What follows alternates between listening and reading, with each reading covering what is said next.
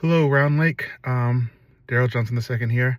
I'm here driving around and I decided to take a break and I wanted to send you a message to let you know that I am so thankful for all of the notes that you left for me regarding the mousetrap riddle. And I was going to reply to some of them, or maybe all of them that I got, just to let you know what I was thinking and answer some of your questions. So the first one, all of the names are omitted, so I don't know who you are, but it says, "My name is blank. I play saxophone in my band.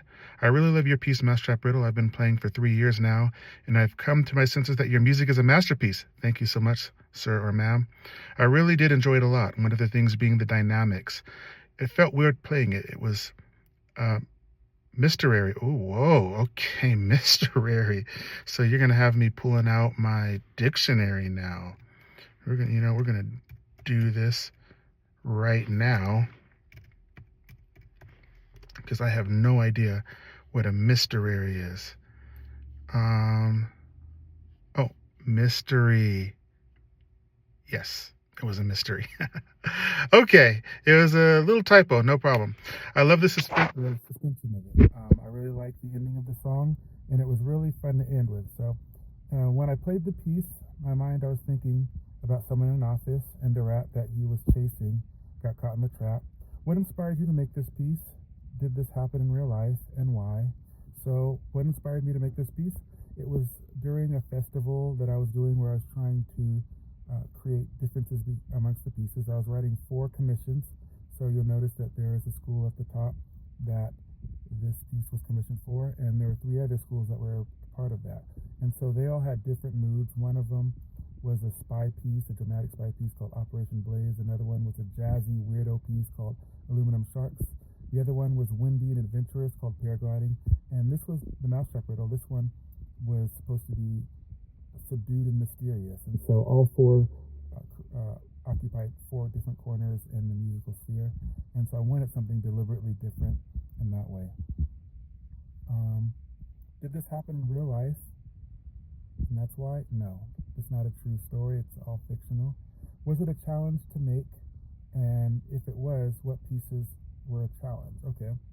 So the challenge in the Mousetrap Riddle for both me and for the performer is to take a song that doesn't have a lot of booms, not a lot of bangs or crashes, something that's small and intimate, and still make it interesting to the audience. The challenge for me is to write it in such a way so that people don't say, "Oh, this is sleepy, this is not interesting. I want to go back to boom, bang, crash." And the challenge for you as the performer is what you mentioned about the dynamics. Being sensitive with those dynamics, but still being intense so that you can create that mystery, that air of suspense, and keep the piece alive even though you can't rely on a lot of the action adventure that a lot of band pieces provide. So I noticed the song builds in a lot of tension. Why did you make it like that? I just answered that. And what was your favorite part of the song or the hardest part? The hardest part actually was deciding on the key.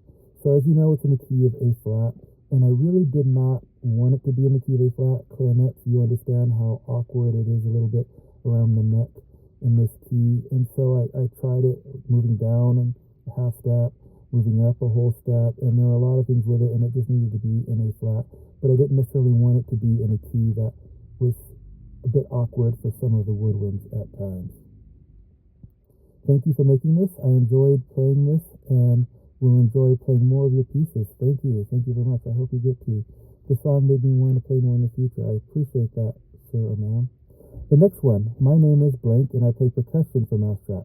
I played the woodblock, and I've been in band for 3 years. Congratulations, dude. And my experience playing Mousetrap was fun.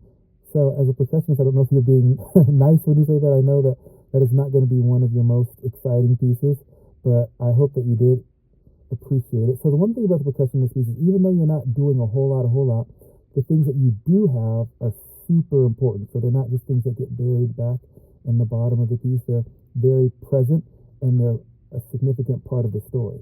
So it's important stuff. It's just not a lot of percussion, okay? Because I like the tone, and the song makes the most of the song. I like the part because you can hear clearly, and it's pretty easy. My part, yes, exactly. Yeah, you can hear it, and it is not too hard. One question I have is what inspired you to make the Mousetrap Riddle, and we did talk about that in the other question. The next one is, this song is very good because it is magical and fun. Mousetrap Riddles was a good song because it was so good to listen and hear the song on stage. Mousetrap Riddle was good because it was hard at first, then easy. Yes, it is a little bit hard again because of the key signature.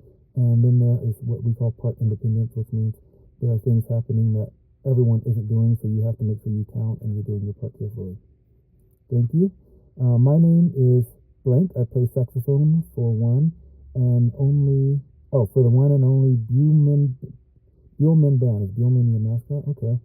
And for someone that has done band for 3 years, I can say positively that the Mousetrap Riddle has been one of my favorite pieces. Thank you. I love the story, the dynamic, and I love the beats and how all the instruments align to play the last note. Yeah, that last note, he reaches behind the desk and bam, it hits him. That's the answer to the riddle. You know, we might like a more painless way, but hey, that's what it is. The last one says, I really like the dynamics of the song. I like how the music progresses. You get to imagine the mouse getting closer and closer to the trap, and then at the end, where he gets trapped, amazing. Oh, okay, so you're kind of a dark one there. You're an emo one, aren't you? You like mouses and yeah, well, that's okay. Thank you for making it. My parents also liked it. Thanks, parents. The build-up to the trap was my favorite.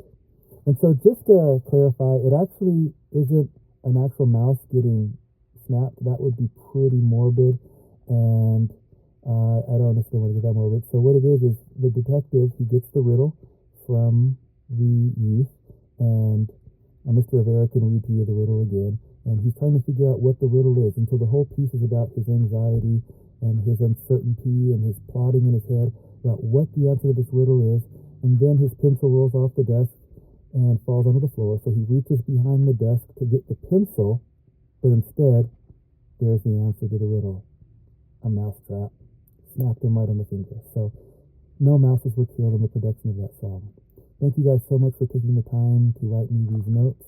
Thank you for Mr. Rivera for being such an awesome person to be in touch with. I've been in touch with him since the pandemic. I was going to actually visit one of his schools in 2020, and then everything happened and it got shut down.